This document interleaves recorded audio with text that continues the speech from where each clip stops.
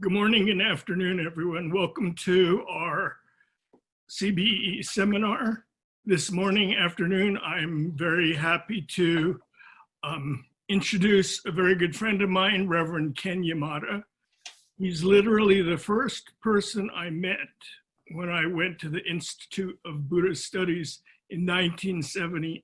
He was a student at UC Berkeley, and I was a student at the University of Utah. And when I walked into the door, he was right there, and he introduced himself, said, "What are you doing here?" And I says, "I'm planning on studying Buddhism." I says, "What are you doing here?" And he says, "I'm here for the big E." And I go, "What's the big E?" And he acts surprised that I didn't know what he was talking about. But he says, "I'm here to become enlightened, just like the Buddha." So as I've written and said, when I heard that, I thought, wow, this must be Berkeley. That's why they call this place Berkeley. But we became very good friends. When I was a student at IBS, we're actually roommates for a while. Then we went to Japan together and studied for 2 years at Shōbukyo Gakuen. And we actually took our ordination for Nishi Honganji together, Tokudo. And if it wasn't for Reverend Yamada, I might not have made it through. And so he is currently the editor for Jodo Shinshu America as for Higashi Honganji. He was previously the minister of the Berkeley Buddhist Temple. So he, like me, is one of the few that have returned to their home temples to become minister. He's married to Naomi and has 2 children, Cole and Katie. So other than that, I'll turn the time over to, so I call him Kenny, Reverend Kenny, to begin today's ceremony. Thank you, Kenny. Hello, everyone, and thanks for joining us today. Hopefully, causes and conditions will come together to fulfill my selfish desires and everything will go smoothly. We have wildfires burning here in Northern California, so we've been warned there may be rolling blackouts of electricity. And of course, we're dealing with the pandemic. I hope everyone is staying safe and well. Today, we will cover the history and thought of Nishi and Higashi Honganji. And I'm going to start by talking about the history and events that shaped Jodo Shinshu and made it into a sectarian form of Buddhism in the form of the organizations of Nishi Honganji and Higashi Honganji, and talk about some of the historical events that shaped actually how our temples and traditions came to be here in the United States. So if you're a member of a temple and Jodo Shinshu follower, it should be interesting to you. If you are another kind of Buddhist, that should be interesting because you'll see how a sectarian form of Buddhism has developed over time. And towards the end of this talk, I'll talk about the different philosophical approaches of the 2 denominations. And if you're not interested in any of those things, you can watch this video later and it'll help you fall asleep. So let's start here.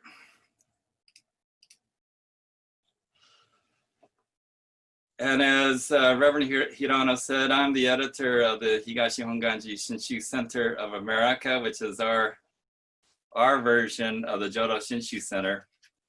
And we have a website called higashihonganjiusa.org, which if you're interested, we have articles, stories, events posted on the website. And you could also check out our Facebook page called Higashi Honganji Shinshu Center of America. And if you like that page, you'll receive updates when new articles are posted. Well, this story, This story begins with Shinran Shonin, who is considered the founder of Jodo Shinshu Buddhism. And of course, the story really begins with the Buddha, who lived 2,500 years ago.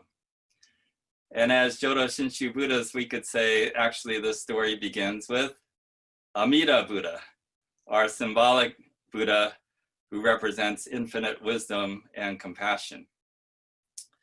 But I have to start, of course, with Shinran, who is considered the founder of Jodo Shinshu Buddhism. Now remember that sequence of figures there because it's going to come into play later.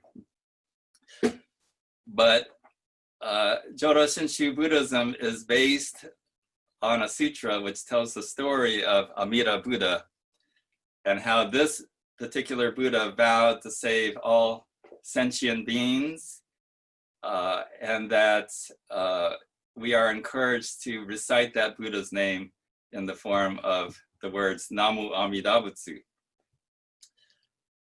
And he was born in 1173 in the 12th century. He was a monk first on Mount Hiei, which is next to Kyoto.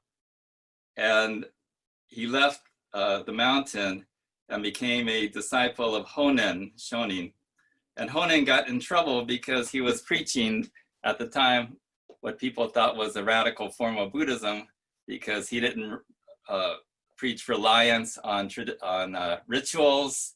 You didn't have to become a monk to become a Buddhist, and everyone was equal. And he incurred the wrath of more established forms of Buddhism who had ties to the government, and the emperor ended up exiling Honen and Shinran, as well as executing 4 disciples. And later, Shinran returned to Kyoto. So living in Kyoto in his later years, Shinran wrote many things, including the Kyogyo Shinsho and other writings which we rely on to study Jodo Shinshu. And he was taken care of by his youngest daughter, Kakushini. And you see her here helping him out. Well, Shinran passed away at the age of 90, or in Western years, 89. And you could see Kakushini here.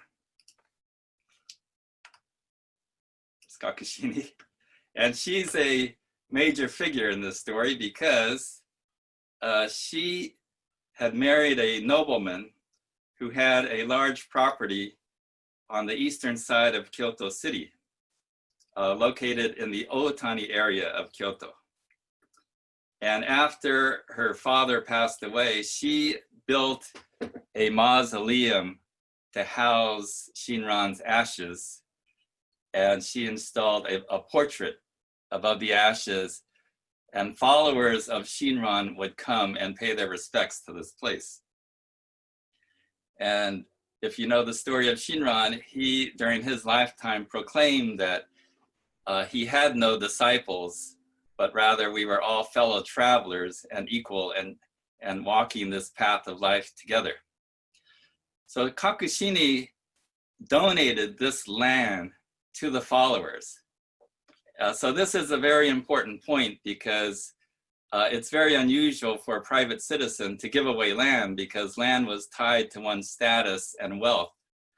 But yet Kakushini decided that this place was best in the hands of the followers. So after Kakushini's oldest son, Kakue, became the caretaker. And Kakue took care of the property. But shortly after Kakue became the successor caretaker, there occurred what's called the Yui-zen incident. And Kakue had a half brother who moved in next to the property. And one day when Kakue left, Yui-zen hired armed guards and seized the property. and claimed it for himself. And so the government got involved, and eventually Kakue was able to retain control of the property, or to remain caretaker of the property. But you can see how already there was some infighting within the family due to property rights. So a few years later, Kakue's son, Kakunyo, applied to the government for an official designation to make that memorial hall a temple. And he replaced Shinran's image with a figure of Amida Buddha. And that was actually opposed by some followers who felt that Amida's image should be the main object in this place. And so this temple was named Honganji after the vow that Amida Buddha made in the sutra to save all beings. And so kind of a compromise or an accommodation was the name Honganji, Shinran Shonin Memorial Hall. So it was more than just a temple, it was also a memorial hall honoring Shinran Shonin. And so this is very important because we'll see this priority played out later.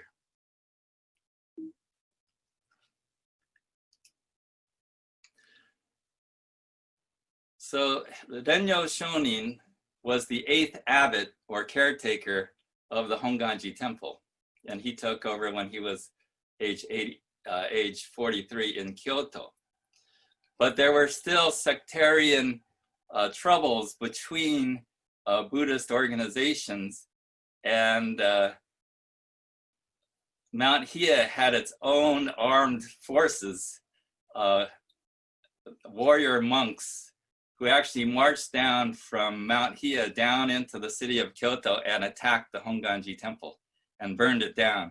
So Renyo had to flee, and so he left Kyoto.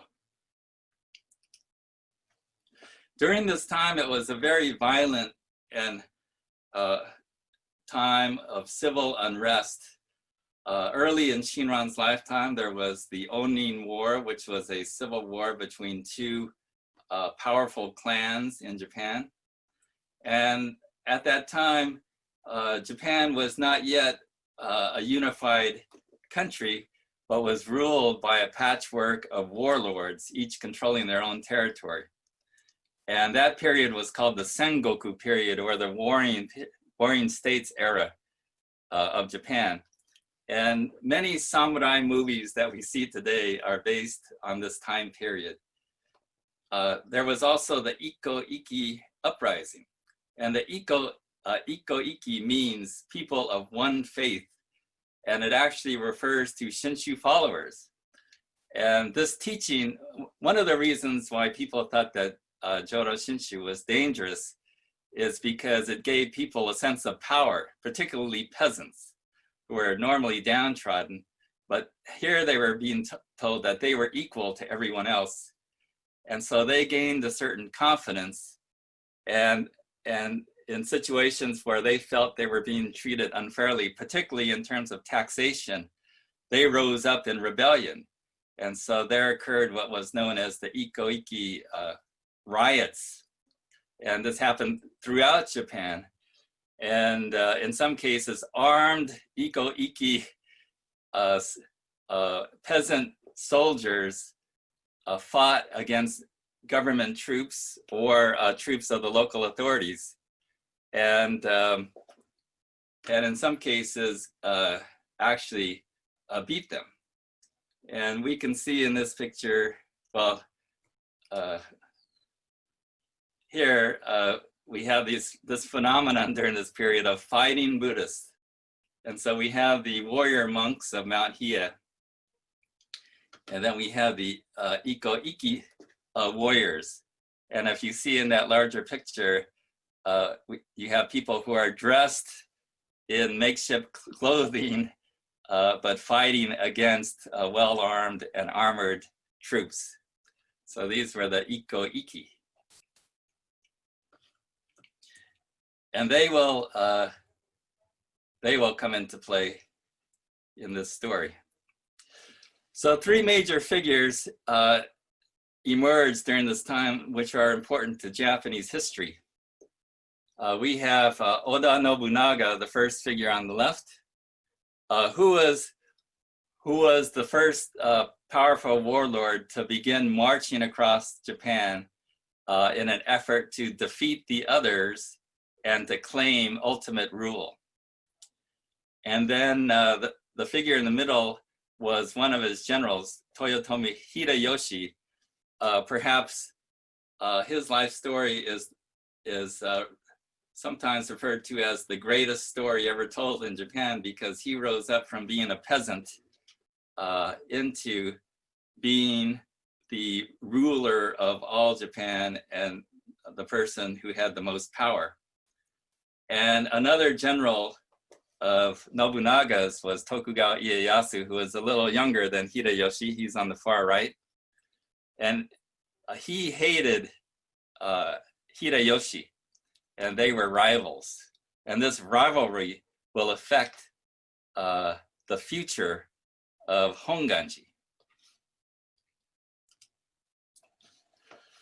So during this turbulent time, we see that Mount Hiei monks burned down Honganji in Kyoto, forcing Renyo to flee. So he fled to what was called Kaga province, or today's Fukui prefecture, and he built Yoshizaki Honganji there. And later, Renyo returned to Kyoto and built Honganji, which he called Yamashina Honganji. That was eventually attacked by Nichiren followers. So, and it said Nichiren followers were chanting Nam Myoho Renge Kyo as they attacked their rivals. And by the way, it said that Iko-iki followers would chant Namu Amida Buddha as they fought. So in case you're wondering, that is not the correct use of the Nembutsu. And then Shonyo, who later became abbot or caretaker of Honganji, he eventually established the biggest Honganji ever at the time in Osaka, which was called Ishiyama. So here's an illustration of Yoshizaki Honganji. And because Honganji feared attacks and because it had to defend itself, Yoshizaki was built as a fortress. And so an appropriate location was chosen. And here one is near the water, which allows it to be protected on one side, and then with limited land access. And you can see the walls surrounding the temple. And in this illustration, you actually see warriors, probably Iko-iki, lined up to defend those walls. And then on the outskirts of the temple grounds, you'll find a village. And usually these temple villages sprung up close to these religious centers, and they formed their own economy, and they tend to be very safe and thriving places for people to go, especially for followers of Jodo Shinshu.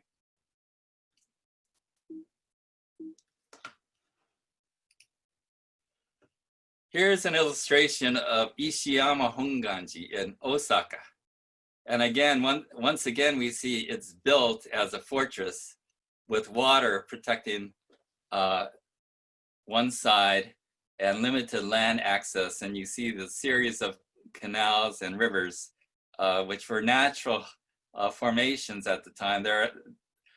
This whole complex and village was built on patchwork of islands, which still exists today in Osaka.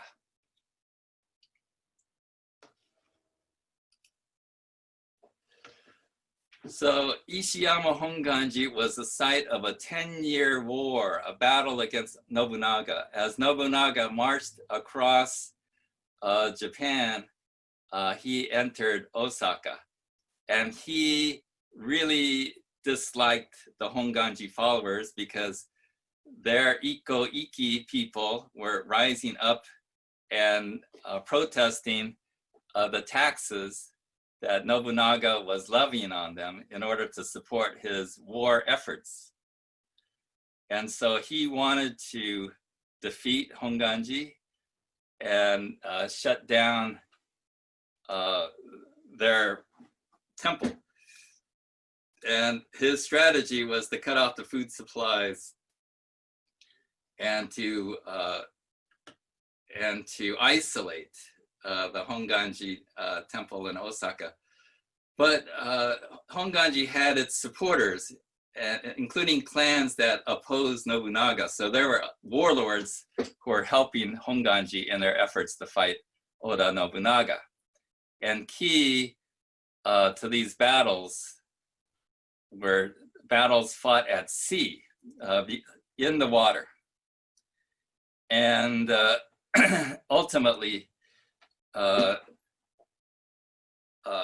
Honganji stood its ground, but the final attack by water was successful by Nobunaga, which shut off Honganji's supply line, and it forced Honganji to negotiate. So a key figure for Honganji at this time was Kyonyo. And the abbot at the time was his father, Kenyo, who had been designated Monzeki, which is a special title for the head of a temple, almost an aristocratic title. So Kenyo was more than a mere abbot of a temple, but he had this special title that was designated by the authorities. And so Kyonyo was a proponent of resisting Nobunaga and not giving in to any negotiations. And some people even described him as a kind of a warlord himself, because he presided over this fortress, and he gave orders, or he was involved at least in strategy in battling Nobunaga, and he had some kind of some people think a military authority, but we in Jodo Shinshu see him as someone who was defending Jodo Shinshu against oppression and wanting to promote Shinran's teachings. Well, he was eventually, Honganji's supply line was cut off, and Honganji was forced into negotiating. But before that happened, here we see a map of Honganji, and then the battle plans of Nobunaga. And some of you may be familiar from seeing movies or know Japanese history. We see Shibata Katsue here, and that's one of Nobunaga's top generals here. So he was camped here. Maeda Toshie, another famous general, was camped here. Here's Oda Nobunaga is here. And here's the Iko-iki were camped out here. And anyway, and you could see that part of this battle was built in the water. And one of Honganji's supporters was the Mori clan, who had a navy. And so Mori's navy fought Nobunaga's ships in the sea. So the battle on land was unsuccessful by Nobunaga. And here's actually a painting depicting that battle for Ishiyama Honganji. So what held the key to winning and losing was the battle on the water. And there was Osaka Bay, and there was this river leading into Osaka, Ishiyama Honganji. And so the first battle was spectacular. It said that there were as many as 800 ships and boats that fought. And the weapon of choice was bow and arrows and bows that were set on fire. And so they were shot at these wooden ships. And this strategy allowed each side to burn down or to sink a number of ships. However, the second attack on water by Nobunaga, Nobunaga used ships made of iron. And this allowed Nobunaga to fend off these flaming arrows and make a successful attack. And so eventually the emperor urged that a peace settlement be made, and Honganji was forced to negotiate.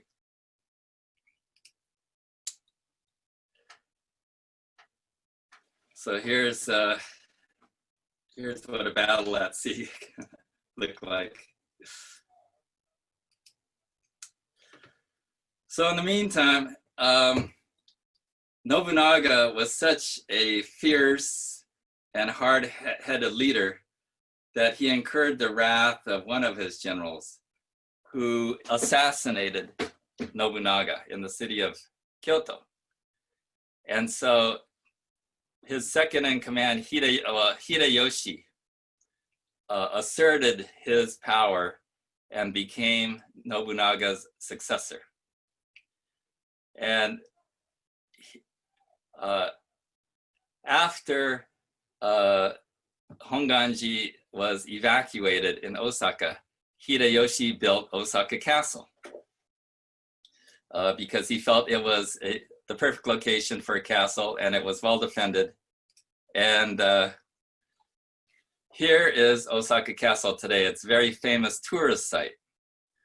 And so you could see the walls and you can see the water down there. And you can see the resemblance, right, to Ishiyama Honganji and Osaka Castle.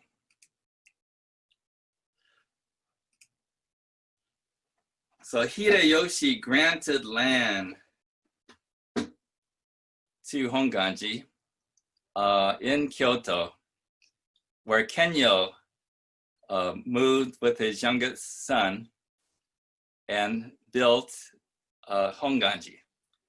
And that became what is known today as Nishi Honganji.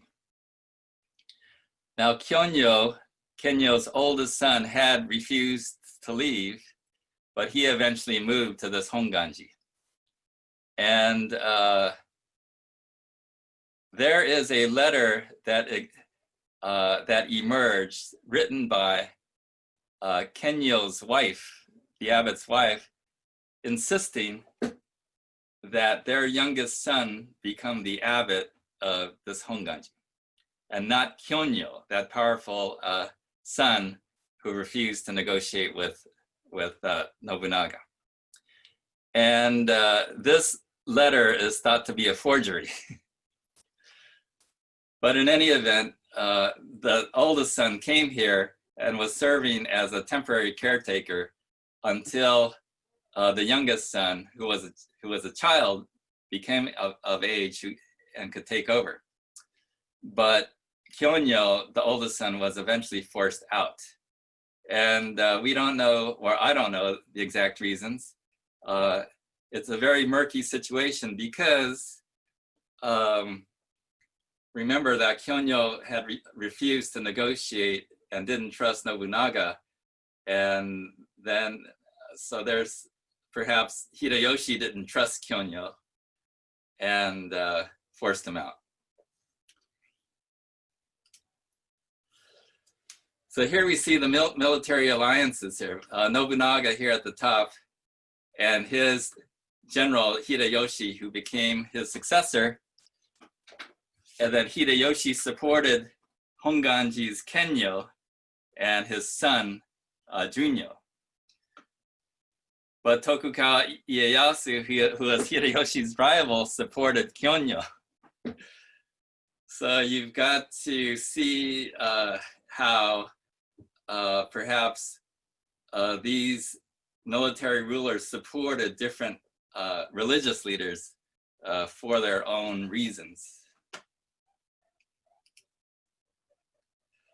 And eventually, Tokugawa Ieyasu fought a battle with Hideyoshi's successor, which determined the next 250 years of Japanese history. It was an important battle called the Battle of Sekigahara. And many movies and stories are written about this battle. And in fact, the movie just came out a few years ago called Sekigahara, which played in the Japan Film Festival here in San Francisco. And you can actually rent this, and it's very interesting. There's no mention of Honganji in that movie, but it talks about these figures in Honganji history.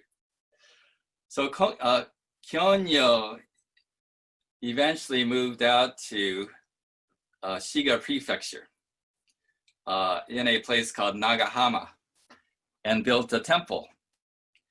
And if you visit that temple today, and you see a picture that I took during one of our conventions in which we took a field trip out there a few years ago, you'll see a statue of Kyonyo, this leader.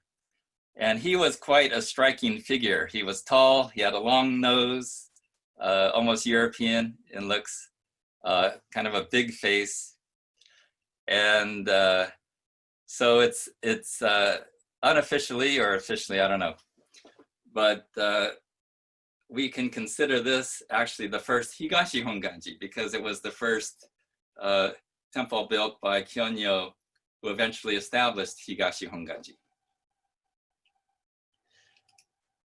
After Hideyoshi died and the Battle of Sekigahara was fought and Tokugawa Ieyasu emerged as the victor, he granted land to Kyonyo in Kyoto, just a few blocks away from Nishi Honganji.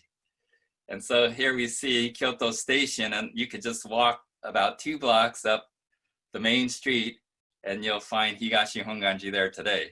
And thus the names Higashi Honganji on the east side and Nishi Honganji on the west side.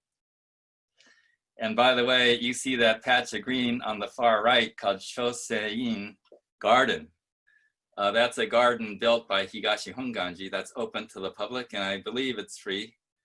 It's a city block long Japanese garden. It's like a park.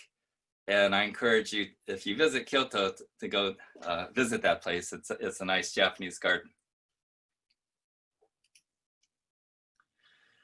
So Higashi Honganji was built by Kyonyo with land granted by Tokugawa Ieyasu. And here you see the main hall, which is considered the largest wooden structure in the world. But Todaiji Temple also calls itself the largest wooden structure in the world, but that's maybe can be considered the tallest wooden structure. This is the widest wooden structure. It has, I forgot, 1,000 tatami mats, and I think you could fit like 5 people sitting face-off on each tatami mat, so you could fit technically 5,000 people sitting in this main hall. And if you look through the front doors here, you could see the statue of Shinran. Next to this building is a large but smaller structure, a temple with a statue of Amida Buddha. And people wonder, why is there a statue of Shinran as the main image in the main hall of Honganji Honzan, the headquarters? And this picture, by the way, is of me getting my Kyoshi ordination several years ago. And that figure of Shinran is actually life-size or close to life-size. And that shrine that he's sitting on is probably about 2 to 3 stories high. But the temple is so vast, it doesn't look that big, but you walk in there and really it's huge. And so the central image is Shinran. And by now you should have a pretty good guess as to why the central image is Shinran. Because Honganji, the temple, was first established not to enshrine the Buddha, or Amida Buddha, but to enshrine Shinran Shonin's ashes by Kakushini. And his portrait and later a statue was placed at the head of that shrine. So the main memorial hall at our Honzans have Shinran as the main figure because of these reasons. So with the Tokugawas in power, we now have a period of peace called the Tokugawa period or the Edo period, where the capital was located from 1603 to 1868. And in order to control its citizens, the Tokugawa administration wanted to register all of its citizens. And also they wanted to drive out foreign influence and Christianity, which they saw as a threat. And so they used Buddhist temples as registration offices, almost like county offices, since they were already built and conveniently located throughout Japan. And they mandated that villagers, that everyone register at a Buddhist temple and state their affiliation, like what kind of Buddhist they are. And if they declare that they're Jodo Shinshu, that they're required to make periodic visits to the temple and to observe funeral and memorial services and to make donations. So suddenly we have hordes of people who are becoming Jodo Shinshu for different reasons. One of which is because they're required to register by the government. Consequently, because they are now affiliated with the government, they were required to be fairly conservative. And so new ideas were discouraged.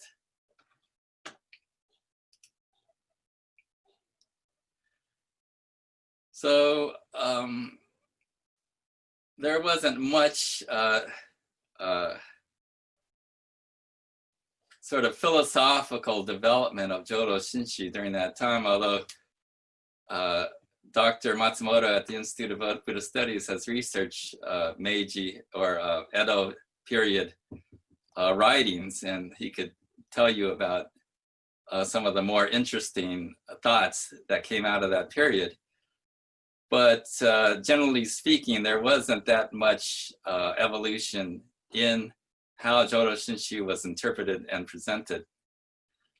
But in 1806, there was a controversy that occurred at Nishi Honganji, in which a group of scholars based in Kyoto emphasized Shinjin awareness that was expressed in body, mind, and speech.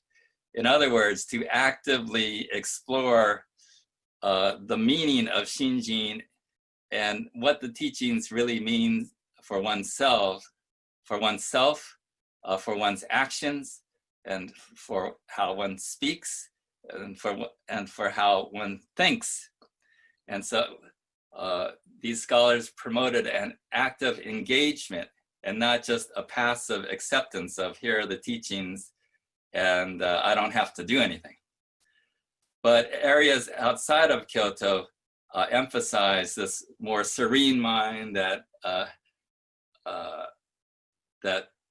it's stated that Amida Buddha does save people spiritually, and everyone is included.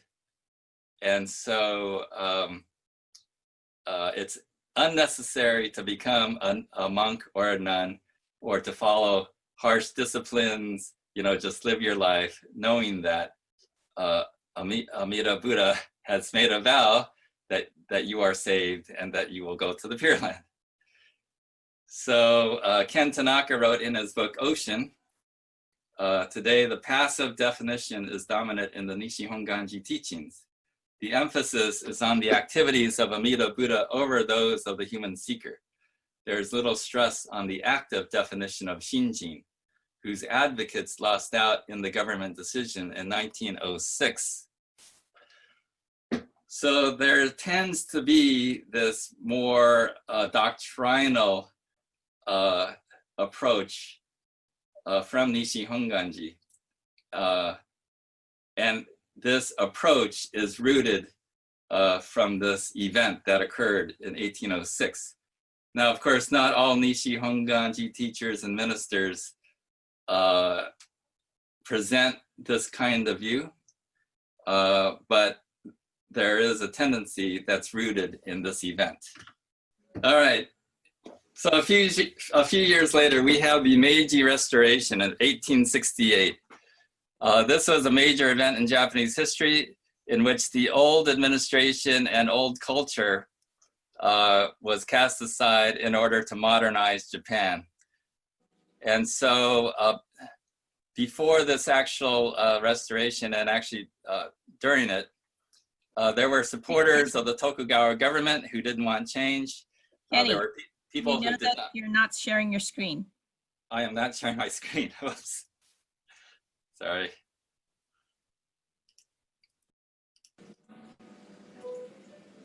Okay. Everyone can see it now, right? Yes. Okay. So there was a Meiji Restoration. Now we had people fighting against opening up the country. This was forced open by Commodore Perry's black ships that were sent from the United States that entered Tokyo Bay. And there were people who wanted to open the country. There were people who wanted to destroy foreign influence. There were people who wanted the Tokugawa government to step down. There were people who wanted to restore the emperor and install Meiji as the new authority in Japan. And the Meiji supporters won out during this time. Also during this time, there was, it was a civil war, so there was fighting, particularly in Kyoto. And there was what was called the Hamaguri Gate Rebellion, which some anti-Tokugawa forces were fighting against government troops. And as a result, Higashi Honganji burned down. So during this Meiji period, there was a new spirit of nationalism. And prior to this time, Shinto shrines were often and commonly a part of Buddhist temples. And people didn't think much of it because Shinto was the indigenous Japanese way of thinking about ancestors and spirits.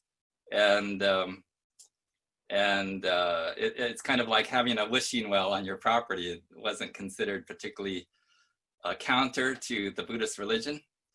But during this time, these Shinto shrines were forced out and separated from Buddhist temples. And Buddhism was actually suppressed because Buddhism was seen as a foreign religion and not native to Japan. And here it says, adherents believed one of the most important jobs of the new government was to cleanse the nation of these foreign elements. Buddhism first and foremost, and over 40,000 temples were closed. This is from Brian Victoria's book, Zen at War. So Higashi and Nishi Honganji were caught in a bind here. Because, well, if you look at Higashi's case, Higashi Honganji was established by Tokugawa Ieyasu, by the Tokugawa family. And so should they support the old Tokugawa government, or should they support opening up the country? I don't know the details here, but you can see how it was a difficult situation and how the Honganjis had to be proactive in their actions. And consequently, both organizations lent substantial amounts of money to the Meiji government. And according to Brian Victoria, in effect, these two branches hoped to bribe the government into ameliorating its policies. And the Honganjis also led an alliance of Buddhist denominations and sects to work for the unity of the law of the state and the law of the Buddha. And there was even some calls for Christianity to be expelled. And they were under a lot of pressure. And so there were statements made and writings to support nationalism of the time. So during the Meiji period, Hokkaido was not yet really part of Japan and not colonized. And in order to help in these colonization efforts, Higashi Honganji sent priests there to establish temples, and to establish villages and residents to help colonize Hokkaido. And they also spent funds to build roads. And at this time as well, they established a temple in Shanghai, China. Nishi Honganji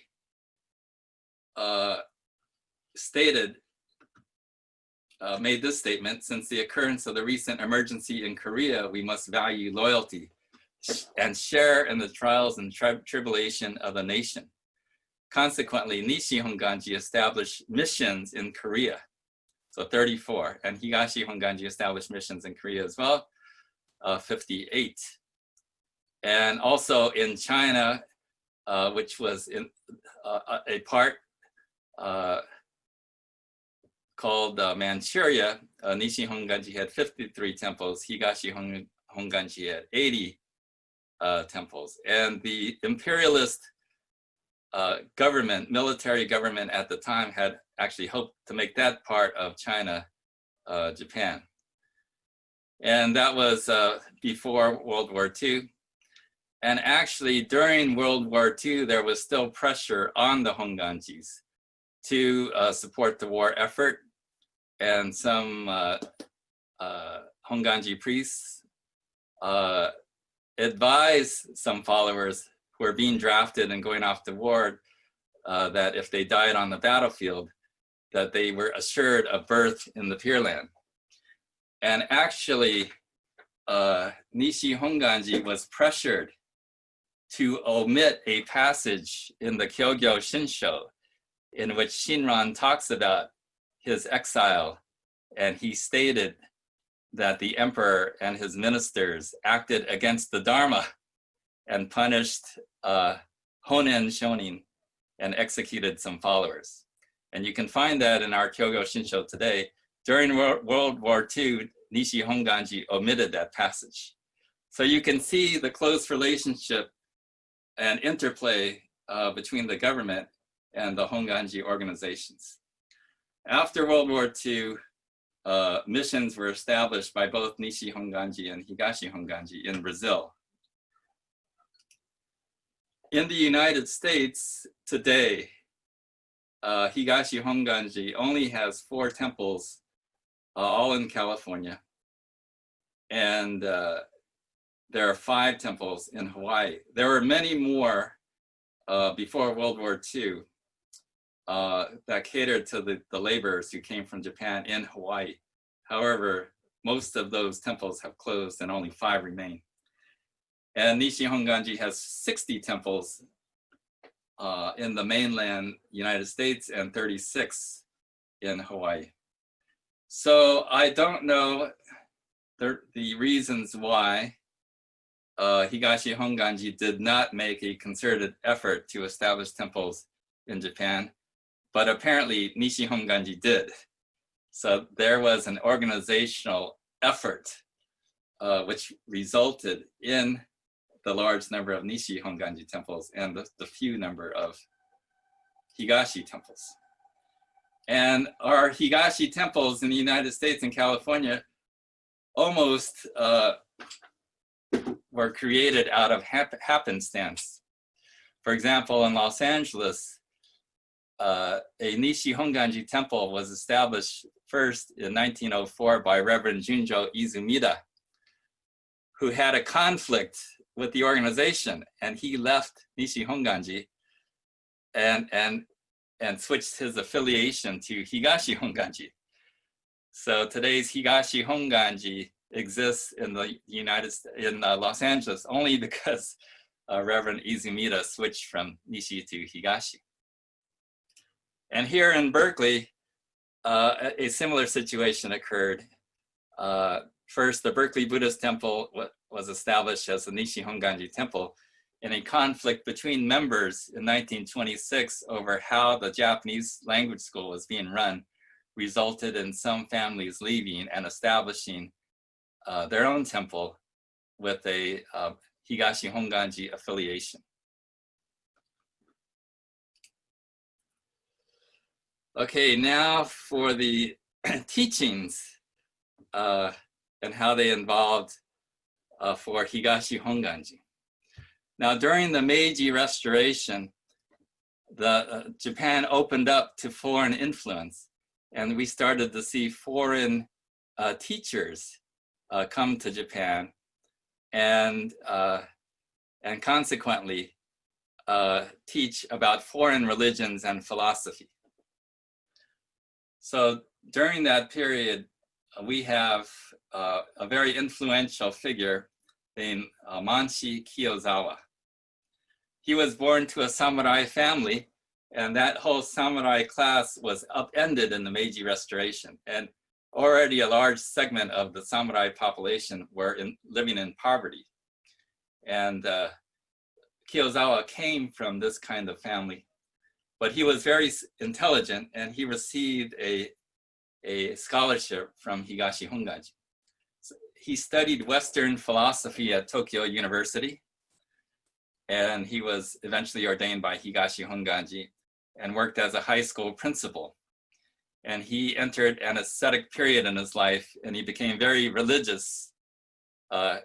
He became sick, and he ultimately had some radical ideas for the time and led a reform movement. He was excommunicated from Higashi Honganji at one point, but reinstated. And he became the first president of Higashi's Otani University, but he died very young.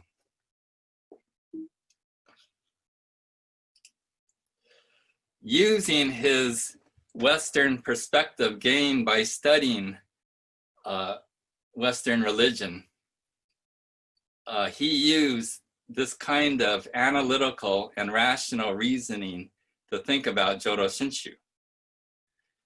And so the way he writes, we would say he wrote using his own words and not, not just using passages from sutras to explain his thoughts, his feelings, and analyzing his life. And as you saw, he endured some hardships in his life. He became deathly ill, which eventually led to his passing. With tuberculosis, it was very contagious, and his wife and his son became ill, and they passed away before him. And with his radical ideas, he was actually forced out of the organization, and he had no venue for teaching. And he was forced to live at his father-in-law's temple, where he tried to serve the members with his teachings, but he was very scholarly, and he would talk to the members, and people would say, "We don't understand, Sensei. Can you send another minister to our house to do a memorial service?" So he hit a low point in his life, and he wrote, "This year all things have broken to pieces. The school has broken to pieces. My wife and son have broken to pieces. If I were to break to pieces, it would put the finishing touches to everything." But because of this, because being down on his luck and being desperate and having been unsuccessful in using his great abilities in intellect and willpower, he came to a great religious understanding. And at one point, he entered an ascetic period where he only wore robes. He never took other forms of transportation. He walked everywhere. He mainly studied with teachers and on his own, and he visited temples. And he ultimately ate the simplest diet he can think of, which is pine resin and needles. And he became malnourished, lost a lot of weight, and consequently he became sick. And even then, he didn't come to any great understanding in his life. But after suffering all these things, towards the end of his life, just before he died, he came to what he called his religious conviction. And he wrote, "What is my religious conviction? It is to trust in Tathagata." What is Tathagata in which I trust? It is the fundamental reality that underlies my existence. So since not everyone goes through a process of inquiry in order to arrive at a religious conviction, some might contradict me and say that it's not necessary to do what I did to gain trust in Tathagata. But I disagree. Such a course was necessary for me in my religious conviction. I am now aware of the utter uselessness of my self-efforts.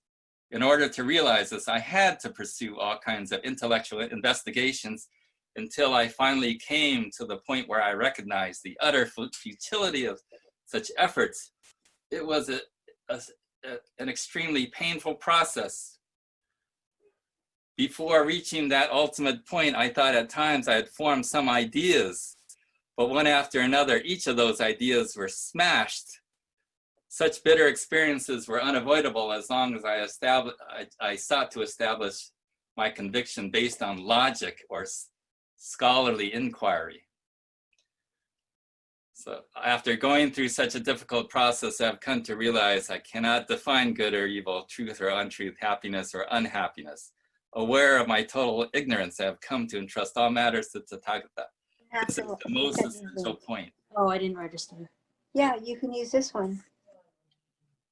Okay, and then look at he says, such a person, he says, I cannot make up my mind to move either to the left or to the right, forward or backward. I feel powerless, he says. But he says, such a person can live calmly and peacefully in this world by this fundamental source of power, which I call Tathagata. Without that trust, I can neither live nor die. I cannot help but trust Tathagata. Without waiting until the world after death, the Tathagata in which I trust has already given me the greatest happiness in this life. So even though he's now living this life in which he has nothing, he's saying now he has the greatest happiness. So there's something internal coming from inside him that is giving him strength and courage to live, and that results in a kind of joy that he feels about his life. And this was written on May 30th, 1903, and he died a week later on June 6th, 1903 at the age of 40. So before Kiyozawa's time, you did not hear people speak like this when they're speaking of Jodo Shinshu. They spoke in the language that we were handed down by tradition, the language of the sutras, the language of Amida Buddha's saving power and Amida Buddha's vow and birth in the Pure Land. Here you don't see any of that kind of language. But Kiyozawa is talking about these things. Here is a kind of a standard Nishi Honganji explanation, which I found in this book, Jodo Shinshu, a guide printed by Nishi Honganji, which, by the way, the official name of the denomination is Jodo Shinshu Honganji Ha, right? So Nishi Honganji, in this book, it says, emancipation referred to in Jodo Shinshu is something that takes place in the present, That is why it is frequently referred to as being absolutely assured of birth in the Pure Land in the present life. So we could say, yes, this is what Kurosawa experienced, right? If we want to use traditional language. Okay, those absolutely assured of birth in the Pure Land live joyfully with peace of mind and a grateful heart, while in this world, when the time comes to leave this world, they are born in the Pure Land of ultimate joy, where they attain the same awakening as the Buddha. Okay, and I often hear kind of an emphasis to this last sentence about when you die, you're born in the Pure Land, where you become a Buddha, right? But Higashi's emphasis is on life here and now, and most important is on awakening to the value of your life here and now. And we don't tend to hear talk or this kind of emphasis that when you die, you will be born in the Pure Land. Although this is the language of the sutras and of Shinran's writings, right? But Kiyozawa is thinking to himself, what good is that doing me? You know, I have my life now. What can I make of it? And he came to this understanding.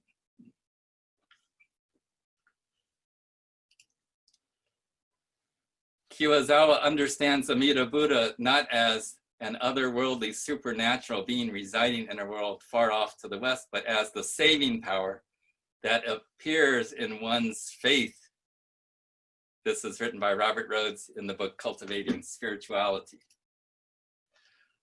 Kiyozawa passed away at the age of 40, but he left behind several disciples who carried on his way of thought and expounded upon that way of thinking, including Haya Akegarasu. And it said that Kiyozawa never once gave his approval to Akegarasu. Kiyozawa always put down Akegarasu. Imagine that, having a teacher saying, you're no good, you don't understand at all. And it said that this was Kiyozawa's way of attacking Akegarasu's ego, trying to get him to understand his ego nature. Right? Kiyozawa completely crushed Akegarasu. And this is kind of a characteristic in some teachers today who follow this line of thinking. There's a branch of Jodo Shinshu called Shinrankai, and I heard that their teachers are very strict, and they yell at people, they make them cry, they put them down, they tell them they're no good. And members report having epiphanies and spiritual awakenings in which they burst into tears and they come to some kind of spiritual understanding. Anyway, you can see where this kind of practice comes from. But it's not that's not really part of Higashi Honganji, but it comes from this line of teaching. Akegarasu eventually became the administrative head of Higashi Honganji, and he started this Dobokai movement, encouraging members to each do the same. So Reverend Saito, who was the minister, he was a Higashi Honganji minister in charge of the Chicago Buddhist Temple of Chicago, which is an independent temple, but which tends to have Higashi ministers. He wrote in the book Shadow Buddha, which is the writings of Akegarasu.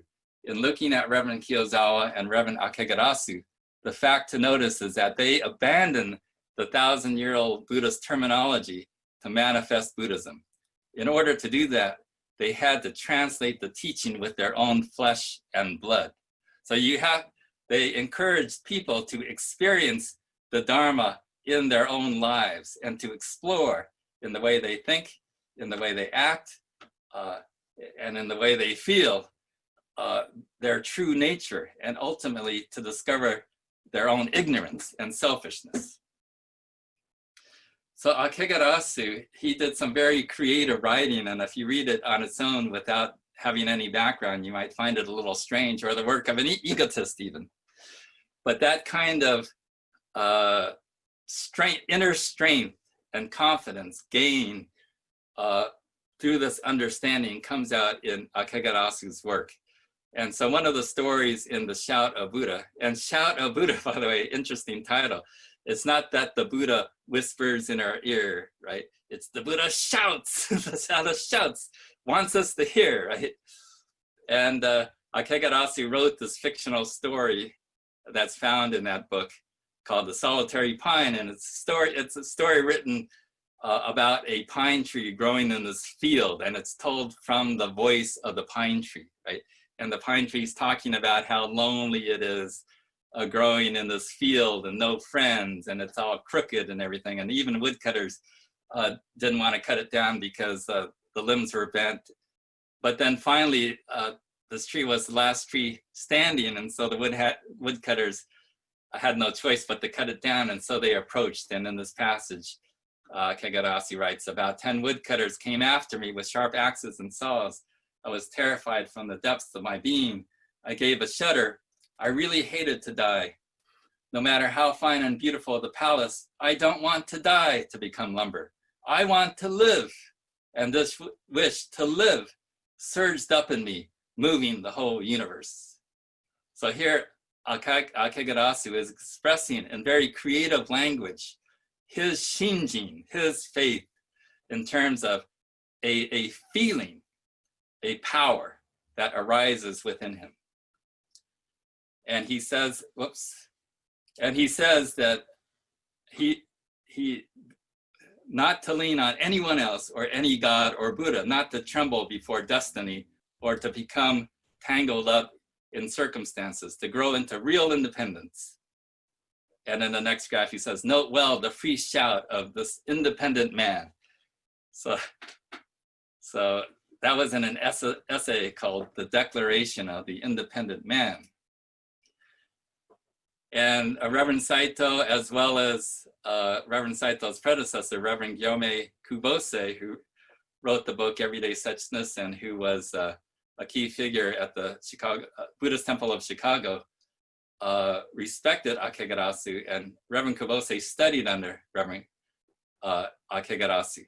So you can find an Akegarasu statue on the altar at the Buddhist Temple of Chicago. Another key figure who was a student of Kiyozawa was Dai Kaneko. And in 1927, he was charged with heresy for his ideas. See, and these ideas were not accepted immediately. They were considered heretical at the time. He was forced out of his professorship and the priesthood, and he was eventually reinstated at Otani University. And he was actually purged by the US occupation forces in Japan after World War II, but he was reinstated in 1952. Here's an example of Kaneko's thought. The Pure Land is best understood as a symbol of our deepest spiritual learning, our elemental desire to live in a perfect world free from all the suffering and anguish to which we are subjected. It's our spiritual homeland, a world that has become totally estranged from us, but still serves as the focus of our hopes and aspirations. It's not an actual place located somewhere in the universe, but a spiritual reality that appears in our faith. Kaneko stressed it's not important. What's most important is how Shinran studied versus what he studied. Usually we're focused on what Shinran studied. We look at the sutras, right? But Kaneko challenges us and says, look at how Shinran studies, which is Shinran tries to understand the meaning behind the words, how those words were used, and how those meanings reflect on his own life experiences and his own feelings and his own thought processes.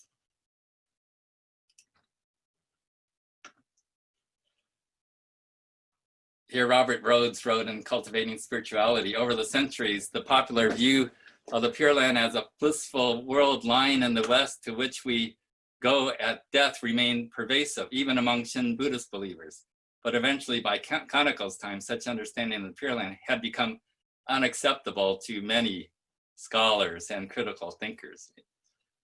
Now, a Nishi Honganji teacher in 1923, this Naotaro Nanomura, he attacked the popular understanding of the Pure Land as being backward and feudalistic, and suggested the whole notion of the Pure Land be expunged, be deleted from Shin Buddhism. And he had widespread support for this position, but he was branded a heretic, and he was expelled from the priesthood and forced to resign from the university. And 2 years later, Kaneko asserted a description. He said that any description of the Pure Land as a post mortem paradise, a place you go to after you die, is ultimately a reflection of our worldly desires. He sought to reinterpret the Pure Land and argued, based on his reading of Plato, Kant, and neo-Kantian philosophers like Hermann Cohen, that the Pure Land is an idea, the eternal realm beyond all human conceptualization. Kaneko was forced to resign by Higashi Honganji from the university and was expelled from the denomination. Okay, and the last teacher I'd like to mention is Ryojin Soga. He was also a disciple of Kiyozawa and a professor at Otani University.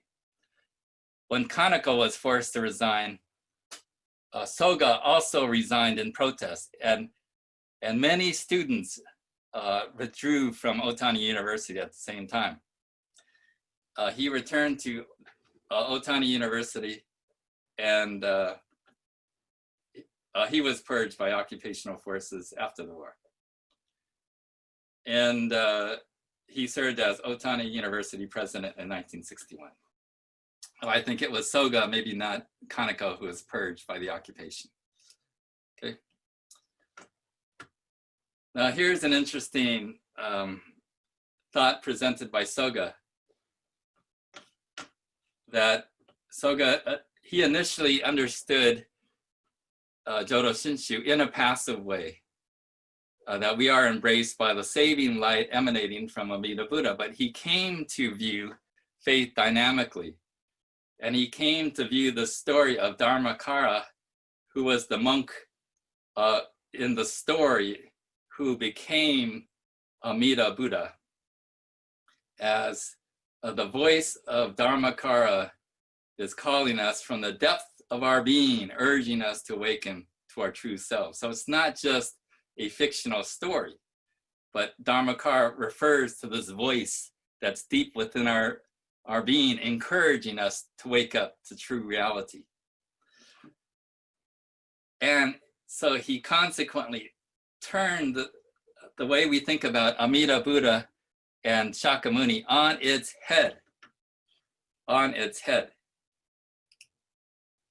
Normally, we think Shakyamuni Buddha, the historical Buddha who lived 2,500 years ago, in order to transmit his teachings to us and to help us understand, created the story of Amida Buddha. And in order to help us in future generations understand Buddhism, that Shakyamuni Buddha created the story of Amida Buddha. Soga said, no, actually, it's the other way around. It's because of the vow that was established by Amida Buddha, this power of wisdom and compassion that was established in the universe in beginningless time. It's somehow embedded in the universe before our existence. It's because of this vow that the Buddha appeared in the world, and this vow helped Siddhartha awaken to the truth. So Siddhartha became Shakyamuni Buddha because of the vow of Amida Buddha. and the Buddha awakened to the truth because of this vow that each of us have within ourselves. So when we awaken to this truth, our awakening is similar to the Buddha's awakening. We are understanding the same truth. They are not two different truths. So this Shinjin that we awaken to is the same truth awakened to by the Buddha. And in this sense, we awaken to this truth in this life. We don't wait until dying to somehow become a Buddha.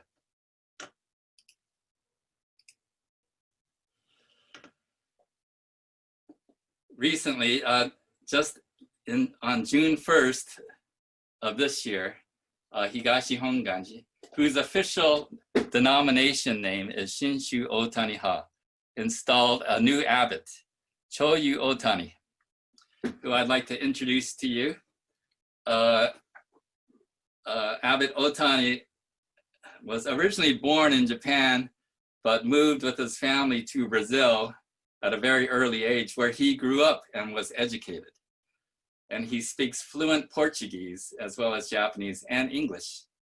And he received a PhD, and he taught as a professor aeronautical studies at a university. And he was asked by Higashi Honganji to return to Japan to become abbot because he is part of Shinran's bloodline, and he is well qualified to become abbot, and he was just installed.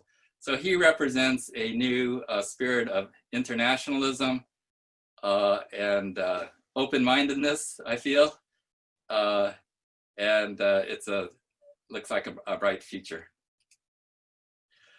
So I just went through this whole talk about how Higashi and Nishi Honganji came to be, and how it came to be in the United States, and consequently how our temples came to be, and how we came to be members of this long line of tradition, history, and philosophical thought. Unfortunately, we work together and we tend not to see our differences. And going forward into the future, I hope we can do even more and see ourselves as one Sangha. And this will end my presentation today. Thank you very much. Thank you very much, Reverend Yamada Sensei.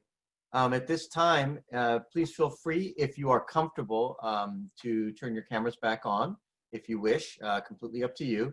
And if you had any questions for Sensei, we could definitely take some time right now. And if that's okay with you, Sensei, please feel free. Yeah. So you can go ahead and unmute your mic. We usually do pretty well when people just come in on their own accord and ask questions. But thank you very much for your presentation today. That was very, very, very interesting.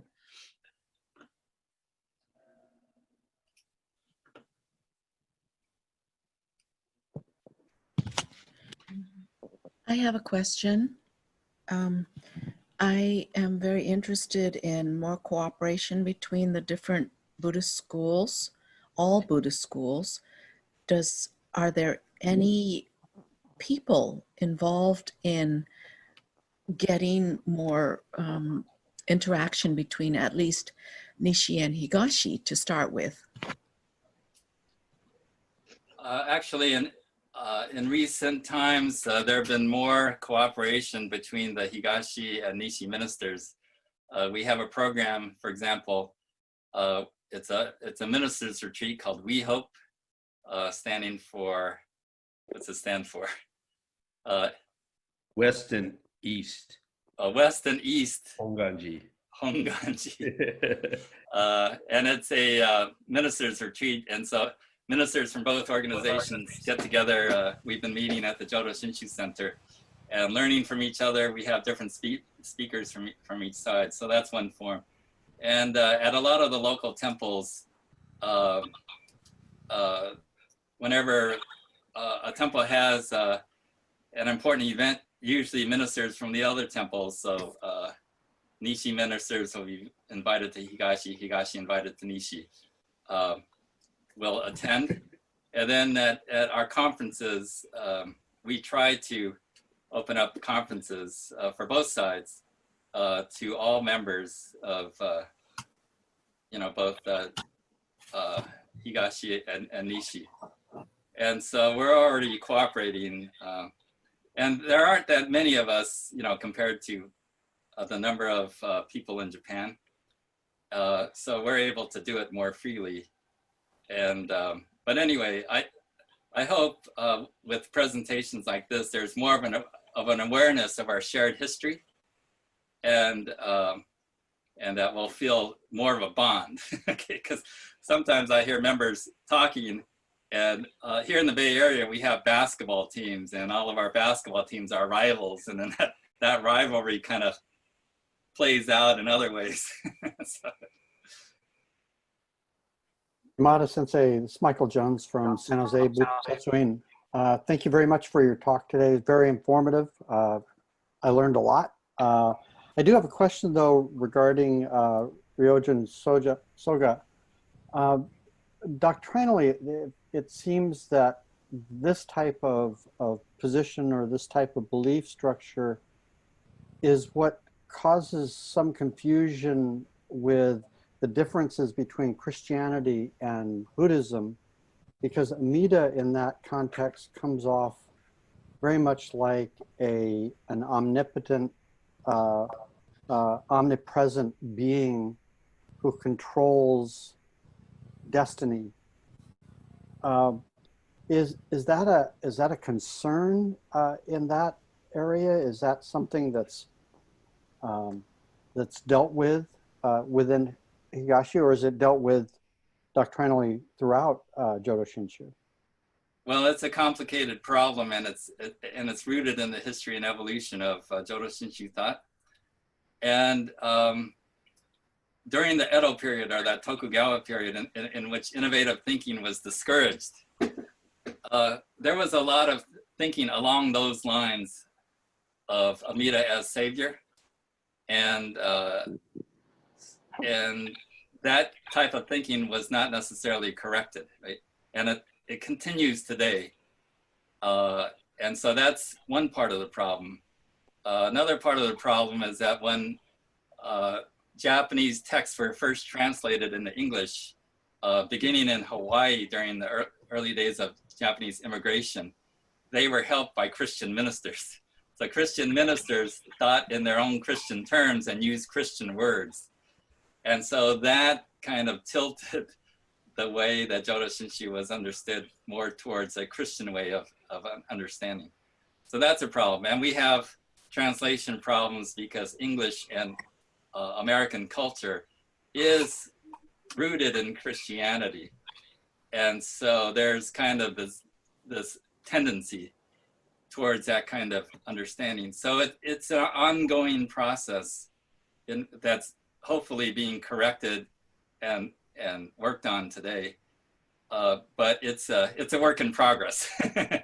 But it is, and some people don't like these new, this kind of innovative, well, we would call it innovative interpretation, but I think it's more fitting and understandable for people in Western countries because we're more rational and logic-based, right? Which is why maybe the way that Kiyozawa talks is more understandable for a lot of us, because he used this approach of logic and reasoning. But some people don't like that approach. Some people want to hear that if they say Namo Amida Butsu, they're going to go to the Pure Land. It's a very comforting thought, and they're going to see all their loved ones there. And there is a time and place for that kind of interpretation. I mean, I would have no hesitation as a minister if I'm visiting someone on their deathbed and they're worried and anxious and they have a fear of dying. I have no hesitation of looking them straight in the eye and saying, "Don't worry, you'll go to the Pure Land," like that. There's a time and place, and I think it's understood on a different level depending on the situation. Thank you. Yeah. Thank you, Yamada. I really enjoy your talks ever since I first saw you at the Jodo Shinshu Center. And your teachings and Haneda Sensei's teachings really helped me understand Jodo Shinshu as putting the two sides together and seeing the different perspectives. So I just want to say thank you very much for your time and effort and for your teachings. Yeah, thank you very much. We're coming up on an hour and a half. I don't want to keep people too long. You probably have some Zoom fatigue, but I will if there are any urgent questions. And also, as you heard, this talk will be on YouTube, on the Center for Buddhist Education YouTube channel, probably within a few days. And then you could also, if you want to get in touch with me, email me. You could just go to the Higashi Honganji USA.com .org website, and I answer emails that are sent to that address, or you can ask the BCA people, and then forward your messages to them, and they can get it to me if you don't already have my email. Great. Thank you, Sensei. So as you mentioned, maybe this would be a good stopping point where we can we'll formally close the session, but if you are okay with remaining for a little bit of time afterwards for any remaining questions, that would be wonderful. But Reverend Jerry Sensei, would this be a good time to just formally close this part of the session? And then we can continue on with just a little bit of question and response afterwards. Sure, thank you, Koichi. Once again, I would like to thank Reverend Yamada. Since he's one of the few people who've been to both sides, ordained Nishi and Higashi, he has a perspective very different than what you would usually hear at CB. So I want to thank him for coming to speak to us today. So we'll close today's session with Gasho, please. Gasho. Namo Amida Buddha. Namamida. Namo Amida Buddha. Namamida. Namo Amida Buddha. Namamida.